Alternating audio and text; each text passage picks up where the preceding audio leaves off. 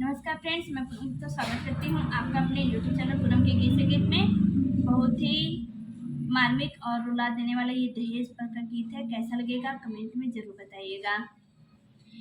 Inter BA पास कई के घर में बिटिया सयानी भैले, पापा मम्मी करेले बिचार रे विदेसिया।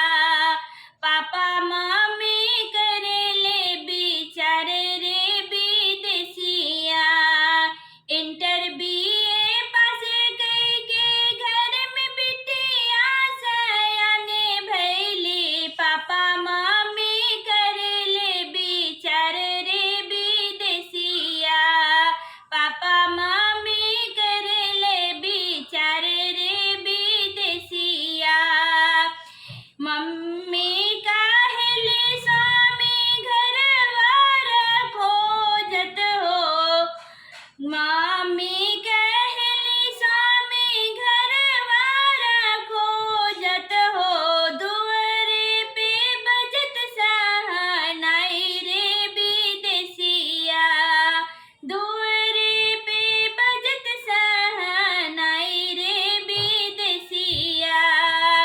एक द्वारे गईली दूसरे द्वारे गईली, तीसरे द्वारे करे मन बिचार रे विदेसिया।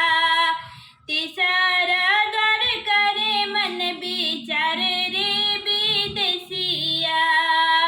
एक द्वारे गईली दूसरे द्वारे गईली, तीसरे द्वारे मन कर बिचार रे विदेसिया।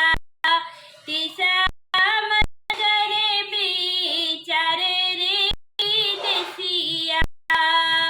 कैसे के जोड़ी नैया के तार रे विदेसिया। कैसे जोड़ी नैया के तार रे विदेसिया।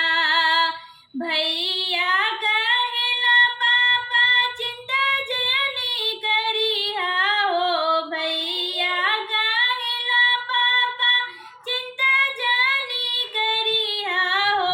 भले कर जाओ 1 लाख 2 लाख रे विदेसिया। भले कर जाओ 1 लाख 2 लाख रे